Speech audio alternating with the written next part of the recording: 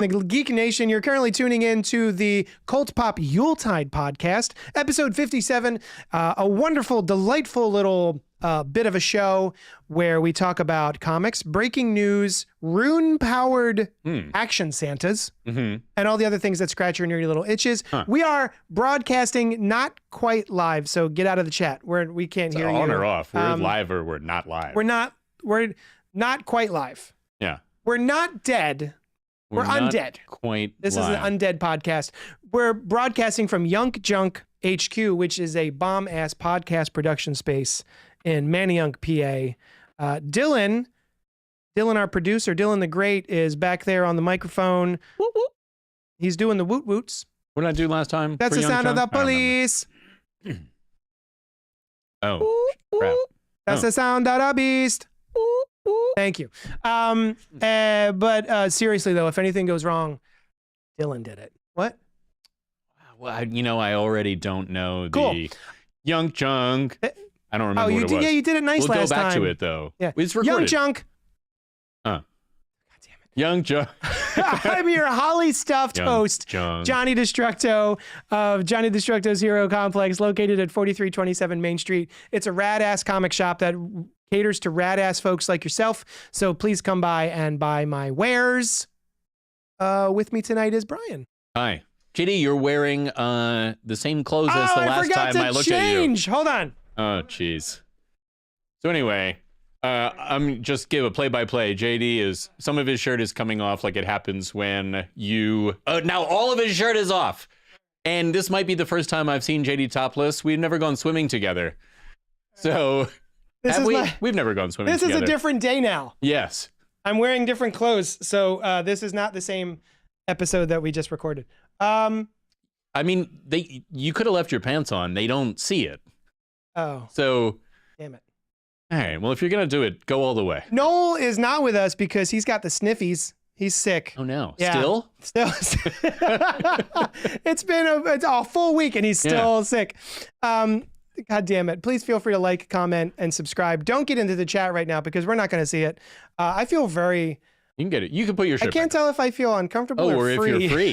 This feels kind of nice. Interesting. But you can email us at cultpopgo@gmail.com. We are here tonight to talk about a graphic novel series from Grant Morrison and Dan Mora called... Klaus. I was about to ask you, when I see KL... Yeah. I automatically pronounce it Klaus. Okay. Do you think it's actually just Klaus? No. It's Klaus. No. I mean, yes, that is not an incorrect pronunciation. It's not enforced either. Okay. Like it's Klaus. Klaus. Okay. If you want to say Klaus, then by all the means. Man who comes for the winters. What have you been up to this week, Brian? That's the next segment. What have you been up to this week, Brian? I love this segment. It's all about you, baby. Yeah. And what I've been up to. And it is a movie called entitled Family Man. Family Man. Oh, we got there. Is it The Family Man? I don't know. If you want to find it, just type Family Man in. Yeah. Or say it. Not Family Guy. No. If you want to find Family Guy, then you type that in. The or Family Man. Yeah. Stars Nicolas Cage and Tay Leone. And I forgot about her. Yeah, she's in it. Kind of just disappeared after a bit. She did, although she would, to me anyway, but she was in something very successful not long ago. I forget what that was, but I was very happy about it because I think she's great.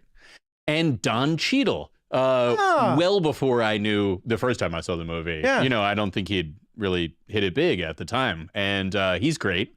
Before he achieved Cheadleness, like prime Cheadleness. Before we knew about it. It's true. Yeah, that's true. Exactly. And Jeremy Piven, who I like quite a bit. Me too. From that show Cupid. Well, I know him from Cupid. And Ellen. I know him from Judgment Night.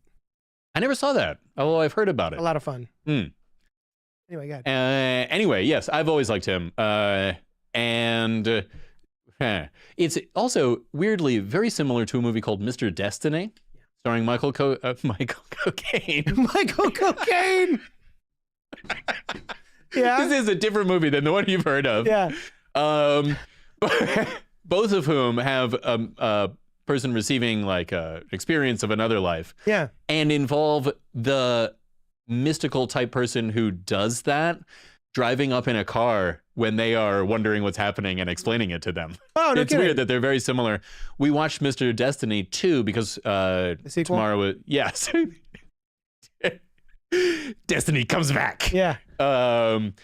And because tomorrow was like, this is a Christmas, yeah. Because tomorrow was like, keep that sweater. But do whatever you want. So tomorrow was like, oh, let's watch it. Like, let's watch Christmas movie. Let's watch Mr. It's not a Christmas. It does not take place during Christmas, but it has a Christmassy feel because he like learns a lesson about how life should be, what it should be like. So anyway, Family Man, really solid movie. I saw it in the theater when it came out, and I like really liked it then, and I've seen it a few times in years since around the holidays. It is such an enjoyable man gets a glimpse of another life kind of movie. They do it really well. He plays a very he's a likable character, even when he's in his hard ass money making, you can see he's got something nice going on, and he does a really kind act which earns him the chance to see this glimpse, right? Interestingly, there's one or two characters who don't take that opportunity. At the very beginning and end of the movie, there's like people who might do something good and they don't, and Don Cheadle's character is like, huh? Don Cheadle's the one who provides the chance? He's like the mystical entree to this thing. Saul Rubinek is also in it. Oh, Rubinek. He's been in a lot of things. He was one of the lead characters in a show called Warehouse 13, which was awesome. Yeah. He's in a great episode of the newer Outer Limits, but he's just been around. He was in Star Trek. Yeah. Saul Rubinek was in one of my all-time favorite movies, which was called True Romance. Oh, he was in True Romance? He's in True Romance. He plays the director. Okay. That the end of the film, the climax of the film takes place in a director's hotel room. Okay. He's the director. Oh, really? Yeah. Yeah, he's great. He's the guy who directs Coming Home in a Body Bags, and then the upcoming sequel, Coming Home in a Body Bag 2. He's also in The Marvelous Miss Maisel. Yes, he is. Yeah, he's great. Oh. Like so many Jewish actors. I loved that. He's one of those guys that I don't know his name, but every time I see him, I'm like, I do know his name. Now you know his name. For now. Yeah. What's his name? Saul Rubinek. I'm reading it off of IMDb. All right. So go on. So hold on. All right. The thing says, a fast lane investment broker offered the opportunity to see how the other half lives, wakes up to find that his sports car and girlfriend have become a minivan and a wife. So I'm assuming the sports car became his wife, and the girlfriend became a minivan. Do you remember that TV show where the kid would get splashed with water, I think, and he would turn into a car? Yes. Which must have been extremely turn into he would become a car. Yeah, I remember that. This was the sequel to that. There's a lot more screaming and yes. blood. Yeah. This is directed by Brett Ratner. He can never swim. I did not know that. Take a shower. Oh, look at that. Yes, Brett Ratner of Red Dragon, Rush Hour, X-Men: The Last Stand, which is, we don't really talk about that. Yeah, he interesting. Really The Revenant. Wow, he did direct it. Oh, he's executive producer on The Revenent. That was, you remember last time? You remember back when we were talking about a week ago. Like a week ago. Yeah. In that both our time passed, and we were wondering who in Violent Night. There was that guy that you were like, whoa, wait, what was this guy in? He was the one holding them hostage. I forget his name, Gingerbread Man or something. It wasn't that. No, he was Krampus. Yeah. He was in The Revenant. Thank you. Yes. I haven't seen The Revenant. Neither have I. It's on. Oh. It's on my list. It's on my list of things. You did, yeah. Yeah, it was. I know it was a little while ago. So I like these sorts of movies, and I think it has a lot to do with my interest in the multiverse. So, before I had a word for it, before I had a multiverse, a descriptor for it, I really enjoyed things like this, It's a Wonderful Life. Yes. And Sliding Doors. Have you ever seen Sliding Doors? No, I never have, and I've always been, because I love this kind of thing too. Yeah, for someone who likes these sorts of movies, you should definitely check out Sliding Doors. I do want to. It's got a Goop. Gwyneth Paltrow. Gwyneth Paltrow. Yeah. You think the G and the P stand for Gwyneth Paltrow and the two O's are some other thing? Oop. Yeah. Gwyneth Paltrow. Gwyneth Paltrow. Yeah. Interesting. Is what they Goop are stands a for. word. All right. So yeah, I just automatically like these sorts of films You where you think it's catch a a Wonderful glimpse Life? as to maybe the multiversal version of yourself. Yeah, some other what if. Yeah. Which The what I if, find perfect. really interesting. An Elseworld. Yes. Yeah. Do you think It's a Wonderful Life was maybe my first experience with that idea? That like, what if one thing changed and everything was different, probably. or something was probably me too. Yeah. I mean, DC Comics obviously had it, and I was reading them at a young age. I don't know when I saw It's a Wonderful Life, but yeah. I remember this is a sidetrack. No one gives a shit. But like, It's a Wonderful Life was such a mainstay of Christmas time, and it was always, I think, just playing on television, like TNT. TNT. Thank you. That I thought I had seen the whole movie. No, he fixes it in the end. But I just had kind of the idea of it in my head, and you've seen a lot of parodies of it and references and all that stuff. And and I kind of just poo-pooed it. I was just like, oh, It's a Wonderful Life, whatever. Yeah. And then one year, I'm probably only about 10, 15 years ago, I actually sat down to watch it, the whole thing, and I was blown away by how good that movie is. That's interesting. I have not seen it in a long time. I saw the play not long ago. In fact, my friend of the show, Ron Palecchio, and Sean Yates, friend of Brian Lee, Sean was directing it last year, I believe, and Ron was in it, and I went to see it. And Sean, I think maybe now, is in it at a place called the Candlelight Theater, where he often performs. Very good if you guys want to go and check something like that out. Right on. Do you know why It's a Wonderful Life played so often, or at least at first? No. The rights were not renewed because it was not a popular movie. So stations could air it for free. Wow. So they did. So people assumed, as in the way of things sometimes happen, that it was a Christmas classic because it was on all the time. And then people got to like it. This is what I've heard. This is what I've heard. Yeah. That's really neat. Interesting. That's a good story. Shit, I had no idea. There you go. I feel like I was having a conversation with someone previously. There's a sect of fans out there who will use box office receipts to... Which it was only recently even something you heard about ever. Right. You know? Yeah, but it's like, oh, if you... the Marvels must suck as a movie because the box office sucks. And I'm like, do you know how many movies have failed at the box office and are now classics? That's true. Not saying that the Marvels is going to be a classic movie, but the fact that there are people who base their opinions on how much money a movie makes is really neat to me. I think my retort was like, they don't cut me a check, so it doesn't really affect my opinion one way or the other. And like, it's great if other people like something that I thought was good. Yeah. But my feeling that it is good is notwithstanding. Yeah. It does withstand. It's not even interacted with by other people not having seen it. Yeah. You know what I mean? So, but my point being is that I want to say that I went back and was looking at classics that didn't do well in the theater, and one of them was It's a Wonderful Life. Is that right? Yeah. Yeah. And, sometimes really good art is not appreciated until later because it's advanced along a particular path that society has not gone down. Yep. Maybe there's some stuff out there that had things been a little bit different, we would now consider classics, it's also the other direction is kind of interesting as well.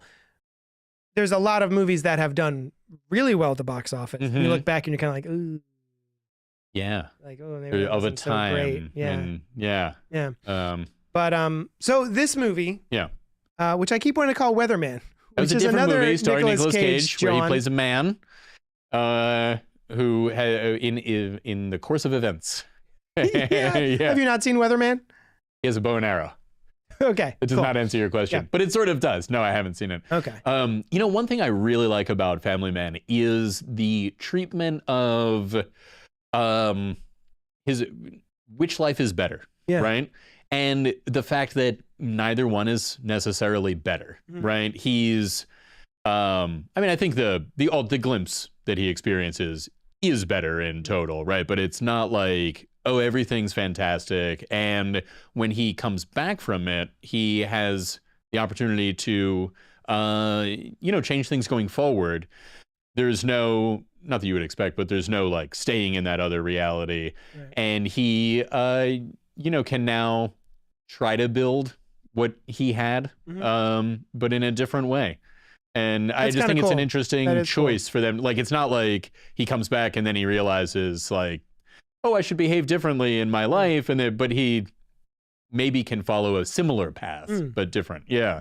Is he a jerk in the beginning? He's not a jerk. It's just a guy. He's a regular guy, and he's upset. He's like very, very into acquiring money. He's the very young, I think, president of, or maybe the youth is not part, but he's the president of this investment firm or something like that.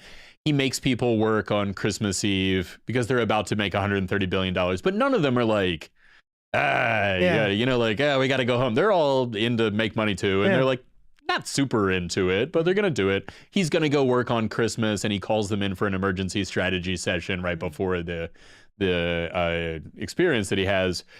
And they're not into it, but it's not, he also... he's not Scrooge. No. Like, he's kind to people. He, or like interacts in a friendly way with people that he sees.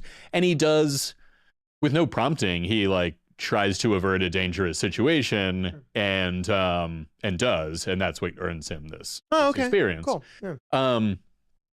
His friendship with Jeremy Piven is really fun.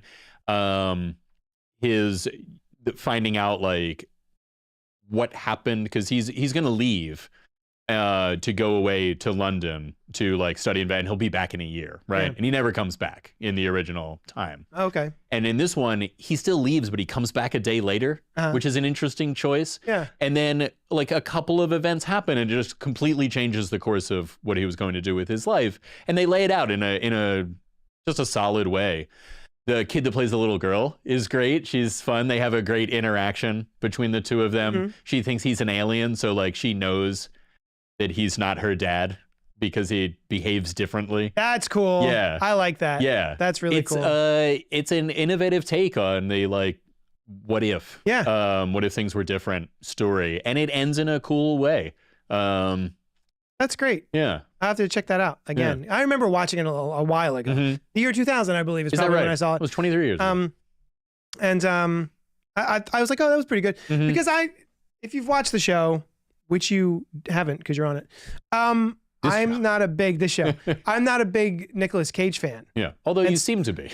Now I'm I feel like I'm begrudgingly becoming a Nick Cage More fan. of a grower. Which It's true. I started when it off, comes to Nick Cage. I'm not a shower, but I'm a grower. But now you're up for it.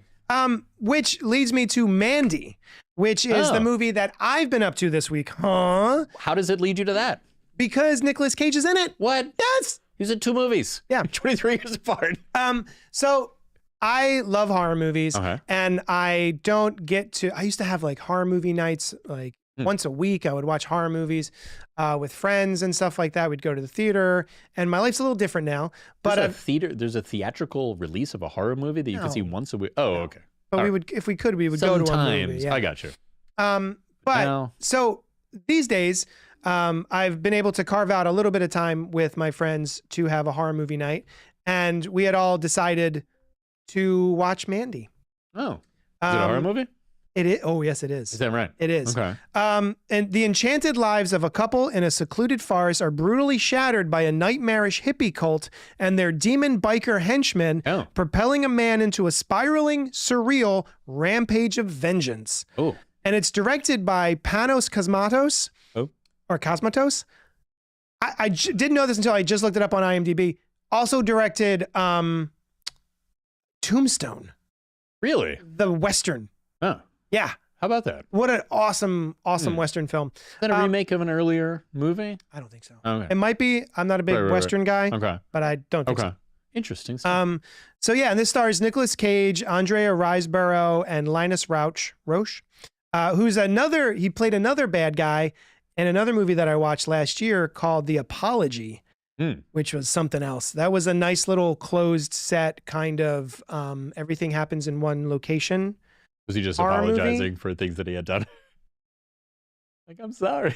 Sort of. Oh, is it violent too? It goes in ways that you don't expect. It's starring the woman who played the wife on Breaking Bad. That's what I was thinking. Skylar White is her character's name. Yeah. And but she is the star of this movie, and it is a woman whose daughter has gone missing maybe about 10 years ago. Oh. And she still hasn't given up hope. She's still putting up flyers. She's still trying her best to keep the search going. Mm-hmm. And then it goes on from there. Oh. It is very, very good. And it's, if you like plays, I feel like it's a very good kind of play. I like plays. It's got 2 actors. Okay. For the majority of the film. Two-hander. Yeah. That's what they call it in plays. Oh, yeah? I think so. And TV, I think. So anyway, yeah. So Mandy, I didn't know what to expect. I have been getting on sort of a Nicolas Cage kick because I really enjoyed not Five Nights at Freddy's. You did not. You enjoyed the one that you saw with Nicolas Cage roughly concurrently. Wally's World. Wally's Wonderland. That's where they were Willy's going. Wonderland. Wally World is where they were going. Willy's in Wonderland. Yes. So walking in a Willy Wonderland. And all right. This movie, I think, was an interesting watch. I think that I needed more drugs. Okay. I didn't do any drugs. No particular? drugs. You needed more. I needed some drugs. Okay. Because it is not only do some of the characters take LSD, the movie itself, from beginning to end, feels like it's trying to show you, the audience, what life might be like on LSD. Okay. All the it seems like all of the characters are on LSD. Interesting. And it's shot that way. All of the colors are sort of psychedelic. The camera movement psychedelic. It definitely has a drug-fueled vibe the entire time, even before the violence happens. It had a drug-fueled vibe even before the violence? Yes. Wow. Yeah. So it's definitely a very specific sort of film. Who's seeking vengeance in this? Nicolas Cage. He's the vengeance seeker? He is the vengeance seeker. He's from the regular family who has been beset by this cult, and now he's going at something happened, and now he's going after them. Yep. He and his wife live in a very cool little house in the middle of the woods, and he is a logger. Logger. He like cuts down trees. Logger. Yeah. Yeah. I guess. Does he sell the logs? Okay. And what's his? How does he get by? Logs. He gets by on logs. He gets by on logs. All right, don't we all? Not really. So, yeah, and then the violence happens. Okay. And then he goes on it's a revenge story. And there's a demon involved. There are demons involved. Multiple demons. Who are the hench people of the cult? Yes. Who are regular humans. Yes. But they have magical powers. They were able to enhench demons. Yeah. Okay. Enhench. Yeah. Yeah. So this movie, I think if you're a big horror fan and you like watching movies that look like they were made with drugs, I feel like you could probably snort the film. Okay. I would recommend it. I don't know if I'm ever going to revisit it, but it definitely has stuck with me. What if you were on LSD? I would definitely revisit it. Mushrooms. I've never done mushrooms. I don't know. Okay. But anyway, yeah, it's not something I'd recommend to Brian. It is not up your alley in the slightest. Especially if I was on LSD. Yeah. I don't think I would enjoy that. But yeah, Dylan, have you seen Mandy? Are you aware of it? I have not. I almost watched it. I read the description on Hulu. It sounded interesting. What happened? I probably just watched 30 Rock or something. 30 Rock. Yeah. It's a good show. Yeah. I just finished rewatching that. Just one of my comfort. Could do with a rewatch. Yeah, it's shows. definitely been in that rotation for me. I would also say that there are movies that I enjoy in a group, and there are movies I enjoy by myself. I sat and I watched The Apology by myself. Okay. Because it's a very sort of serious kind of take a look at something. Yeah. And I was able to just absorb it that way and by myself. This movie, I think, is better with a crowd. Like a fun experience. If you like that kind of thing. Just it's the not vibe, fun. the energy of the crowd. Yes, the vibes and the energy. I got you. That was yeah. fun. Yeah. So okay. Yeah, I don't know if it's a movie I would recommend to a lot of people. What about the song Mandy? How's it go? I don't know. I think Barry Manilow, right? I don't know. Hey there, Mandy. It's a letter he wrote. Oh yeah. No, it's I don't know. It's really cracked open the nostalgia box for there's me. something. There's a reference to it on The Simpsons, if that is Mandy. And I don't know. This whole time you've been saying Mandy, I've been thinking like there's some other much more cogent association for me. Sure. And I'm like, oh, this is Mandy. Gotcha. I cannot I've been thinking of Brandy, the song, Mandy Moore. Doesn't matter. None of them. Doesn't matter to you. Or the majority of the population. Right. So we're here to discuss Klaus. Klaus? Klaus! Yes. Although he's Nordic, right? Or Germanic, I Yeah. guess. So still if it's a Klaus. I feel like that's germane to the conversation. Thank you for bringing it up. Klaus is a graphic novel series from Grant Morrison and Dan Moore. What we have here, Noel, poor little devil, little sick fella, he lent us his Kickstarted version of it. Cool. So this is a lovely slipcover, which is, it's tight fit. Ooh. Well, you like them tight. I do. Yeah. I do like a tight fit. So You too. You go on about it. here's this. Where we gonna It's go? really Where nice. we're gonna go? Very well bound. I was gonna say, you know what it's missing? It's not missing. It's got a ribbon. Right there, tucked in. It's got the gilded silver Now, here's the metallic thing. pages. I think, right? You said it earlier. It was gilded. I was Yeah. like, yes. Although, no, I don't think it is gilded. Oh shit! Did I that's misuse that word? Gold, specifically. Oh Yeah? shoot! It's like argented or whatever the word for in silvering something. silvered. It's silvered. It's been silvered. And you open it up, Christmas and it's sweater. got Christmas sweater That's print. very cool. And Brian, do you what's want up? to tell the folks what Klaus is about? I would like to. And it is about this guy, Klaus, who is like a wild man. He was found as a baby out on the ice. His mother had died, and so he's raised by this family in this town. And it is the origin of a Santa. Right? So there's some Nordic magic. It's this classic kind of like little town that is something terrible is happening because of the ruler of the town is not leading the people well. He's up to something. Yeah. And so it's the story of how this guy, Klaus. Grimsvig is the name of the town. Grimsvig. It's a lovely little hamlet. It is a lovely little hamlet. I did it. Well, it used to be. Oh, And it's it- true. It Oh, is it's by the end true. of the Yeah. story. But yeah. Yeah. It's also the Lady Dagmar, which is the same name as the mother in Enchanted on Netflix by Matt Groening. I'm like, this is not a name that I've heard before. That's neat. Yeah. So I don't know what the association is or if this just is a name. So anyway, it's the story of him deciding to bring presents to these children where presents have been outlawed. It's a very classic kind of tale. Footloose, Yes. right? With presents Classic instead of Footloose. dancing. Yeah, Exactly. yeah. And I feel like one of the what do you call them? The wooden ones with the Rudolph the Red-Nosed Reindeer. I forget. Rankin and Bass. Oh yeah. I feel like one of those had a town where Christmas wasn't happening. Oh yeah. Yeah, I think Okay. so. And maybe perhaps the seminal one with the Heat Miser and the Cold Miser. Oh yeah. It's been so long since I've seen them. I don't know. Yeah. We did a rendition of it on a previous Christmas episode. Did we? We did. Oh. So he, and how he gets his magic and how he becomes the Klaus that we know, Now, sort of. so we were assigned three Tasks. three books to read. Yes, I our read- readings 3, Noel called them. I read the one. You read the readings 1. Yes, I read one reading, which is basically You get nothing. the origin of. I said, "Good day, sir." It's the first Klaus. It's the first Klaus. Yeah, and it's his origin story and how he becomes the immortal Santa Claus. Yeah, the Santa. A Santa, as you would have learned. Oh shit! And you are now learning, Yeah. to your disgrace, because you did not read the other 2. Although I am But- going to, Yes, excellent. because did you like Mm-hmm. Klaus? I did like Klaus. Do you mean the totality or the first volume?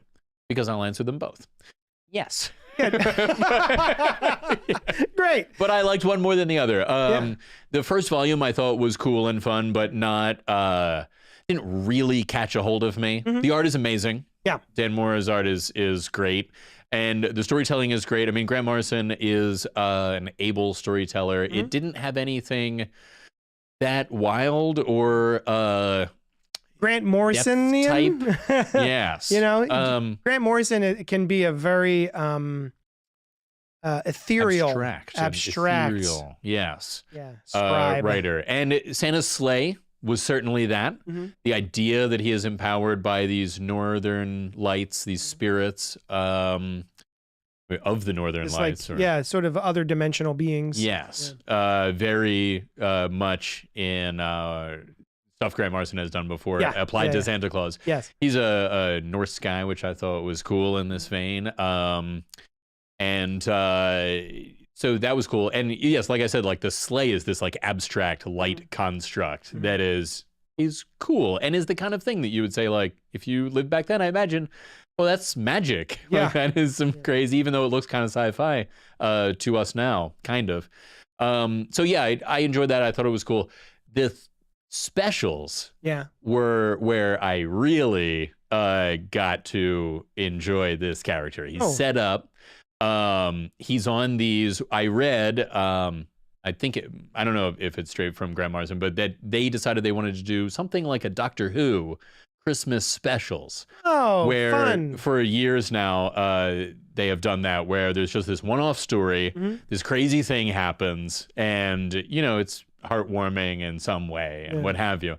So they did that, and it's great. They take place at different times. One of them is around now and involves this backstory about Klaus had been imprisoned on the moon for a few decades, having involved himself in a moon civil war, a Moontian civil war. What? Yes. Oh. This is just mentioned. He's just coming back from this, right? He got out.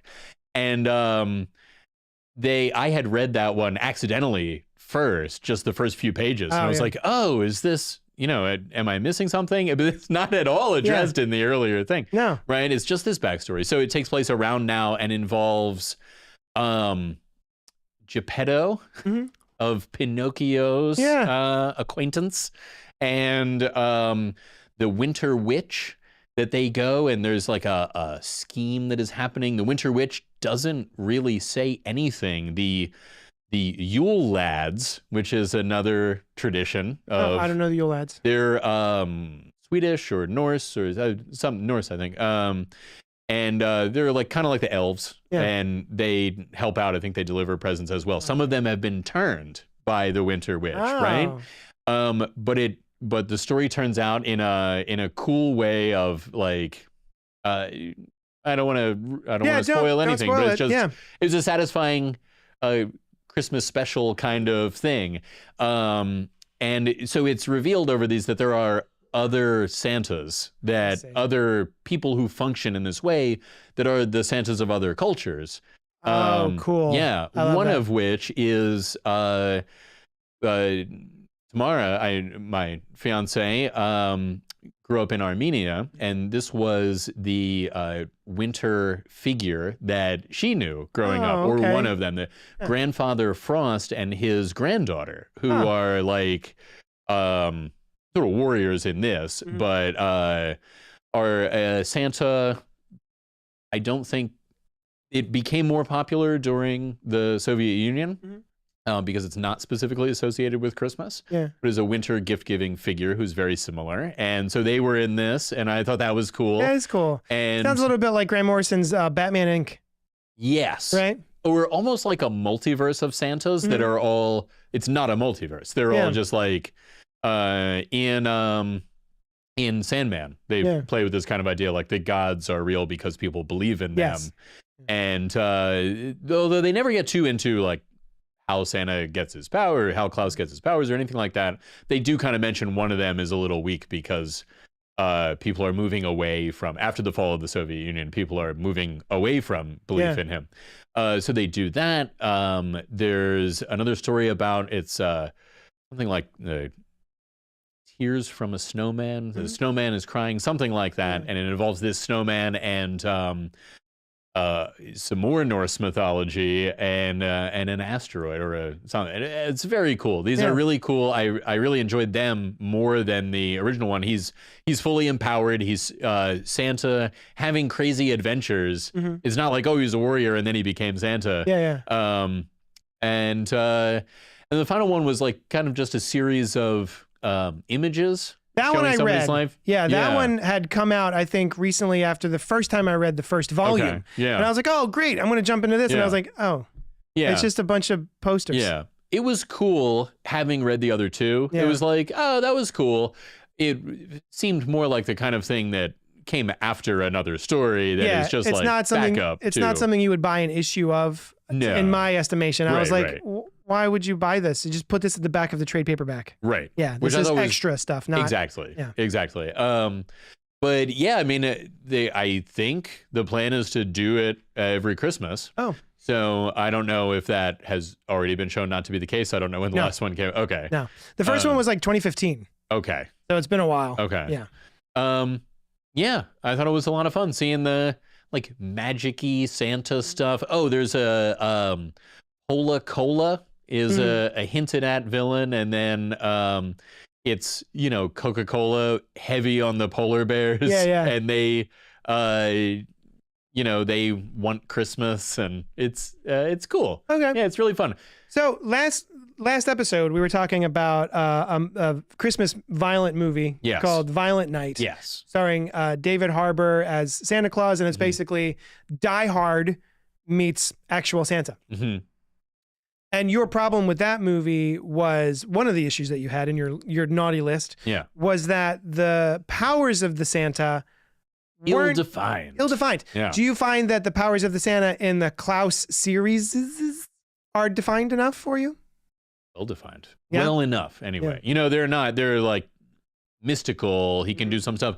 He doesn't have them for the majority of the introduction. Yeah. The first volume, Yeah, which I remember thinking afterwards, I was like, it would have been cool to see him as the Klaus he becomes a little bit more, which I then got subsequently in these other things. So, yeah, you don't know exactly what his deal is, but he's a powerful, immortal warrior who can also tell who is naughty and who is nice, and it doesn't go against what I would expect, like Violent Night did, where it's like, it hasn't been explained to me that he doesn't have some immortal stuff going on. Does this, after, because I've only read the first volume, where at the end he becomes imbued with sort of like this cosmic energy, which gives him powers. Yeah. In the follow-up volumes, does he take hit points? Does he take damage? He can have something happen to him, right? Like the threat of death is not gone. Okay. How much fighting he gets into? Yeah, I would say so. I don't remember. It's not like a breeze. You know what I mean? It's not. He's going up against other very powerful figures. I see. And he not just humans. No, he doesn't just mow down humans. He swings his sword cheerfully. Thank God and I with got glee. Timmy a machine gun. Yeah, exactly. So he needs help from other winter figures. Nice. There's a goat involved who I forget I have heard of. That's an interesting page you've got there. When he becomes the Klaus, his heart becomes more like ice. Yeah. Which is interesting. I would say he embodies enough of what I would see this version of Santa being. Yeah. And he seems to fit. He's got a wolf friend who he goes around with. Elsa or Lily. Yeah. Yeah, Lily. Which I don't remember from any Christmas mythologies. Not that I'm aware of, although there's a lot of different stuff going on. Some of it comes, Odin, one of his other names was Yulnir, and a lot of modern Santa, I've heard, takes some of its cues from depictions of Odin in that aspect. Yeah. I'm seeing a sort of bat cave. A sort of bat cave. Can I get a better look at that so I can see what its deal is? I don't know if you read that bit. This is... I read all of it. Okay, so that is Grandfather Frost's place. Gotcha. It's a really cool looking ice castle in I guess the North Pole. I'm not sure. So I guess it's sort of a mix of the Fortress of Solitude and the Batcave. Yeah, kind of. Right? Yeah, and there's some high tech stuff going on in there. Yeah, it's got a Klaus mobile. Of some more sort. than you know. Yes. Yeah, it's a cool mythological figures in a modern tech environment. Like, not that that's modern. It's like sci-fi kind of, but yeah, it's fun seeing the other one. Seeing his team ups are fun. Mm-hmm. There's the play of the snowman character, like how his narrative plays out is very cool and satisfying. Awesome. And there's a sort of Krampus figure. There's a definite Krampus figure in the first one. In the first one. That's right. Yeah. There's more of a wolf figure in the later thing. Gotcha. But the Krampus figure being the nemesis, the eventually revealed nemesis of the first one is cool. Yeah, the voice in the wall. Yeah. Very, very cool. Yeah. I loved the first volume. We had done it at the Hero Complex for book club a couple Christmases back. Okay. And just the fact that, because I saw it had come out and I was like, I'm not going to care about this. This doesn't seem like something that I really give a shit about. Yeah. The fact that Grant Morrison wrote it, I was like, oh, that's neat. That's an interesting choice for him. But also, he is not a 100. Sometimes. Yes. For many people. Yeah. Yes. He is most times for me. Yeah. Some of the time, like a lot of the times, he writes some of the best stuff. Yep. that I know. And then the other times, I'm like, oof. That was a waste of my times. Yeah. Well. And I did not know the name Dan Mora at the time. Right. Dan Mora has since become one of my top 5 contemporary artists. Yeah. I love his comic book work. It's a lot of fun. His superhero stuff on World's Finest is fantastic. Yes. Once in Future was excellent. Once in Future. Yep. Yeah, I'm reading that right now. Is that right? Yeah. It's so good. So I was really pleasantly surprised by Grant Morrison's Klaus. I thought it was really, really fun.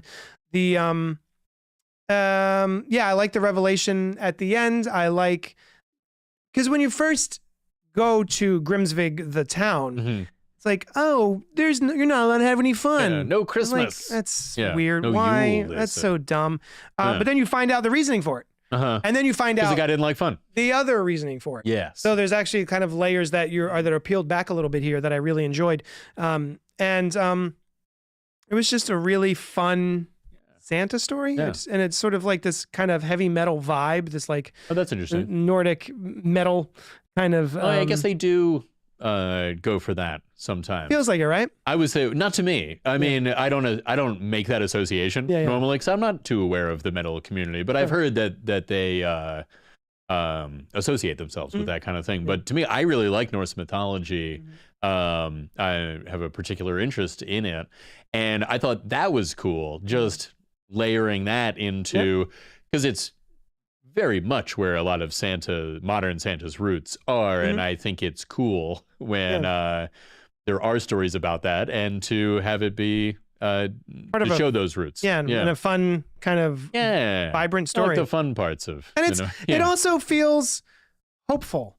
Very much so. It starts off kind of dreary. There's the things to be overcome, but at the end, it does feel. I find that in a lot of stories. In the beginning, I'm real bummed out. Yeah. Like, will we ever get out of this? And you don't always, though.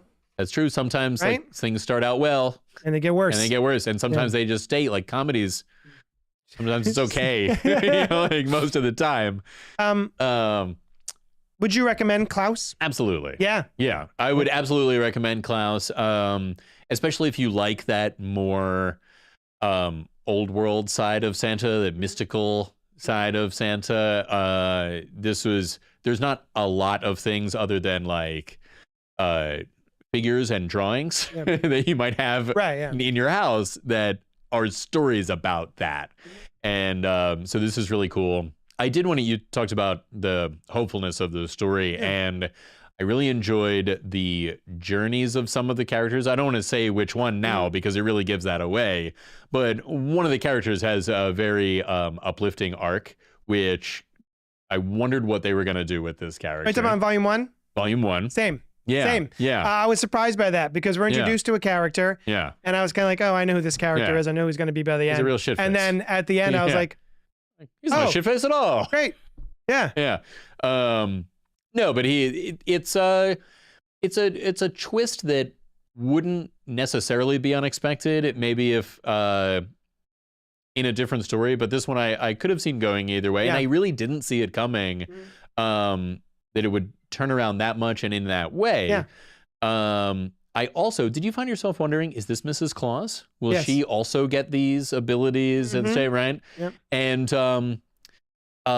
she doesn't, which I don't think is much of a spoiler for it, but I liked what they did about their relationship, and another unusual thing for an immortal character that is just like, oh, why don't we do this? This would be nice, right?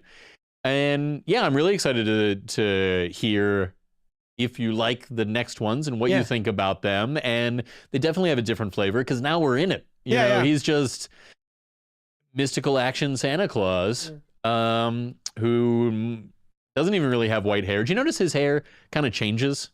It's all the way black, and then sometimes there's some white in it. Oh, no. Throughout it, No. Which I thought was interesting. Oh, that is neat. And, you know, he never really gets too Santa of an outfit. Yeah. Although I was about to ask you, some of the elements that are part of the mythology of the Santa is dealt with in the first volume. Oh, like the soldier's armor is the red and white. They wear that he never really wears. I mean, he wears the cloak and with the hood. But yes, I thought that was interesting. And Grimsvig's town colors are red and white. Yep. And they have meaning. Yep. Oh, speaking of that, I also liked the runestones that give him his power. The fact that they are runestones comes up in the other ones as well. Yeah. But yeah, I thought, oh wait, that's not, is that Dan Moore too? Oh, sorry. I'm flipping through the book and distracted because it's so gorgeous. And they show a lot of other alternate covers, which are really great in these collected editions. And some of the stuff that happens in the alternate covers, like, it never occurs in it, but it's still cool. And cool. I forgot it again. Yeah, yeah. That happened earlier. Huh? You mean last week? Yeah, earlier. Yeah. Was it earlier? I highly recommend Klaus, at least volume 1. I can speak to that one. I am going to go home and start the next volume. Yeah. That's how much I enjoyed reading it today. Here's what it was. Oh, hit me. In the very beginning of the first of the specials, they talk about how he's like, oh, but you've been gone. Who's been delivering presents? I was thinking that when he's on the moon. Right? Yeah. I was wondering, I was like, who's delivering the presents? And he's like, I don't do that anymore. There got to be too many people. I've relied on other Santas and parents to help out with that. That also happened in Violent Night. Did it? Yeah, he mentions how he's not really needed anymore. Oh, he only delivers to kids who are in need. You know, which does solve a sort of recently common Christmas jape, is that in these movies where Santa Claus is real, but people don't believe in him, but he brings presents. Where do you think all the presents came from that you didn't buy? Is this how you think the world works? Yeah. But you believe in these presents appearing. Santa Claus it's the straw that broke the camel's back. Yeah. Right? I mean, presents appear. That is known. There's probably a Christmas fairy. Right. Yeah. Some kind of like a jolly older elf. Yeah. But Santa, so yeah, and this answers those questions. It's like, he's around in very different ways. Yeah. And I thought that was cool. I obviously think that what they did with his Nordic background in Klaus was done in a much more satisfying way than in Violent Night, which they both had. Yeah. So anyway, I highly recommend Klaus Volume 1. Brian recommends all 3 volumes of Klaus. I recommend it all. Nice. Yes. This, like I said, it's too late. It's too late, suckers. You can't get one of these, I don't think. Maybe Noel would be willing to part with it for $1 million. Oh, I bet he would. You think so? You could probably buy another one for You know less. what? I'll part with it for $1 million. It's in my hands. That's true. So Noel, it's mine now. Yeah. Give me $1 million. And then it won't be JD's anymore. So yeah, this is a lovely Kickstarter that he funded, which also came with the pen and ink of Volume 1. So it's just super big art by Dan Mora with commentary by Grant Morrison and Dan Mora. So I just thought it was pretty cool, and I thought I'd show it to you. So thank you, Noel, for letting us borrow this. Yeah. $1 million, and I'll give it to you. Oh yeah, you could also get it from Noel. Yep. Thank you so much for hanging out with us. There you go. And we'll talk at you later.